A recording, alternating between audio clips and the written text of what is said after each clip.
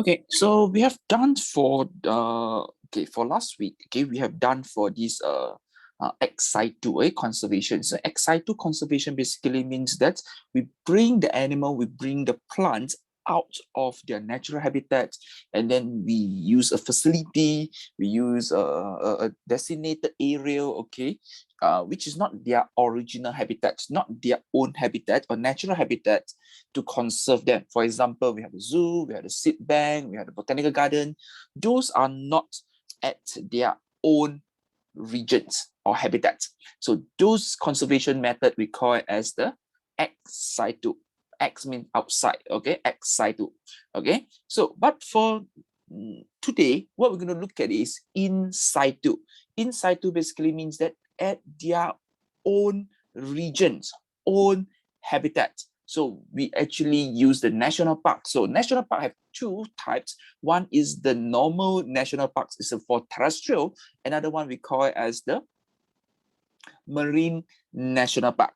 Okay, so basically governments, okay, of the country declare a particular regions as a forest reserve and declare as the national park. So means that all wildlife at that particular environments, okay, or the habitats will have some form of the protections. Okay, so most country actually now set aside an area where wildlife and environment have some form of the protections, and the activity of humans are limited. It's not like totally humans cannot enter, but we limit the humans activity inside these national parks.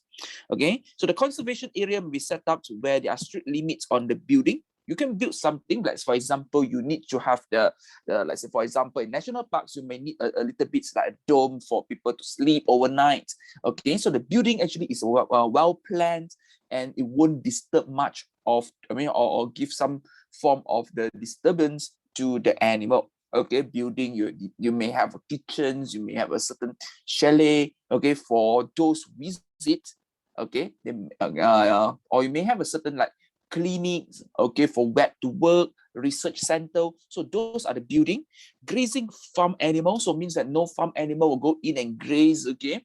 Hunting from humans or other activity that might adversely affect animal and plant that live there. Okay, so the conservation area.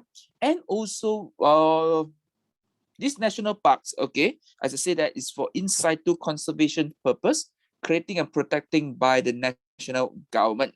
So the world's first national park is the Yellowstone National Park. I think you guys are familiar with this Yellowstone National Park. Okay, it's the ones that's first declared. So it's a northern temperate climatic zone. It serves both a recreation and conservation area. So 3 animal species that can be found are listed as attractants, okay, and 2 are endangered species.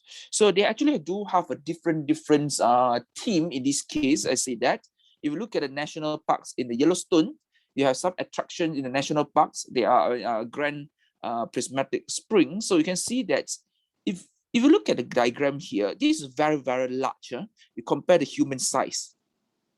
Can you see that? They are very, very large. And you can see a very different color at different zone because of the temperature. So we do know that in this hot spring, we do have the archaean and also the bacteria living in this hot spring. And because of the different temperature, you have different form of or different species of the bacteria. That's why it gives us a different color. Right? Very nice, a different color. So you have the what we call the thermal vents. Okay, you do have this hot spring. Okay, you have some valley for the animal to do the grazing, and then you have the lake and also the waterfall. So it's a very, very nice place to conserve a different form of the species and to continue to maintain the biodiversity. So this is in USA. We do have this Yellowstone National Parks, and this Yellowstone National Park is very, very famous. If you watch this movie, 2012, the Doomsday, so some people actually saying that, okay, that means that everything will start from this Yellowstone, because Yellowstone actually still have this very active volcano there. Okay, so this in Malaysia, we do have a name called Taman Negara, and it literally means national park. Okay, established in 1938, 1939, is the oldest rainforests, okay, estimated is 130 million years ago. So we have some mammal like Malayan tiger, okay, we have the Malayan goat or seladans, and also the elephants. You won't get, okay, sorry, we don't get, you get a tiger, but you won't see the lions because the lion is different, okay? So when you give the example, please be careful. Okay, the birds, okay, we do have the birds, and also there's some aquatics fish, okay, in the river. So attractions, you can see that including the canopy walkway. We do have canopy, but this is different form of canopy. Okay, and then you have the cave system, and you do have the river system. So it covers the cave ecosystem, it covers the tropical rainforest ecosystem. It also covers the river ecosystem. So what are the activity we can experience? We can have the bird watching, jungle trekking, okay, and the river view along the Tahan River. So you can see that's quite a nice place. I haven't been there, okay, but before COVID, actually, this is quite a famous attraction points. Then you can spend 3 days, 2 nights in this. Okay, you have a lot of activities. You can have the jungle trekking. Okay, you have this river canopy walk walkway, and also the cave system. Okay, you can see the human size, and this is quite a big cave. Allow you to actually go in and study the cave ecosystem, where you get the bats and different type insects, okay, in this cave. And we do have a marine eco parks, or a marine park as well, a marine national park, a designated park consisting area of sea set aside to achieve the ecological sustainability, promote marine awareness, enable the marine recreation activities, as well as provide the benefits, okay, for indigenous people and the coastal community. So a little bit special about this marine park. Some marine park, we also include these indigenous people there. Okay, they are part of the park, so they help to take care of the park. Okay, so they co-living with the endangered species in or this with this biodiversity, okay, and the ecosystem in that particular park, right? They coexist with. So in Malaysia, we do have a very nice one in the Tun Sakaran Marine Park. So in 2004, the park became the 7th area. Okay, there's an area under Sabah Parks with a total area of 350 kilometers square. So we have this Bajau Laut people. These Bajau Laut people, actually, they have a special form of evolutions. They can dive into the sea, okay, into the sea, and they can spend more times under the sea, okay. They do have the special ability where the spleen actually evolve so that they are survive. They can dive longer under the sea compared to us without the oxygen tank. So they are the ones that always live, and they are the ones that helps to maintain this biodiversity. Okay, they know. Okay, so there are some research saying that those indigenous people, they know how to cohabit with the animal and also the plant with the sustainability, even though they hunt, but with the sustainable methods when they hunt. Okay, so to maintain a very, very well what we call this or stable ecosystem. Okay, so what are the activities? So you can see that actually in the marine life, okay, we can actually have the marine life spawns, breeding site, and growing ground. And we can have the what we call the coral. Can you see that?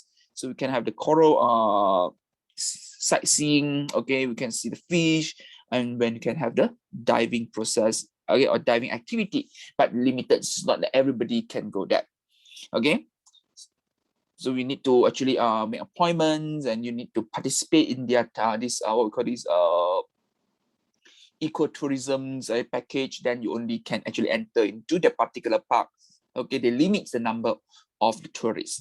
Okay, so in some national parks, aliens animal or alien species or invasive alien species such as the rat, goats are being removed, and invasive plants such as the elephant grass, the carps, and also destroyed. So those alien or invasive species, we remove them so that they won't cause the problem to these national parks. As well as these national parks, what are the importance about this? Okay, importance about national parks is important to know when you come to answer easy questions here. So what are the important parts, importance of the national park? Basically provide some form of protection where there are strict limits on the building, grazing, farm animal, and hunting activities.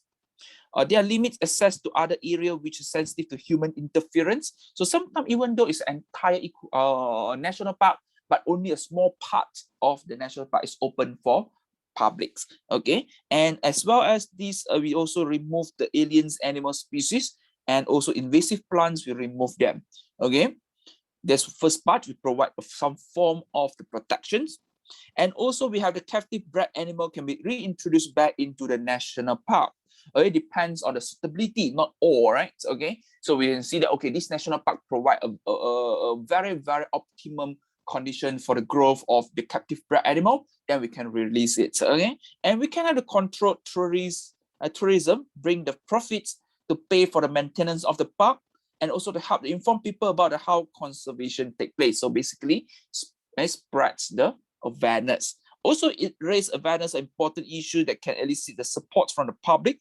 And the money raised from tourism can improve the local health of the indigenous people, and also the education facility for the indigenous people, okay, that live within these national parks.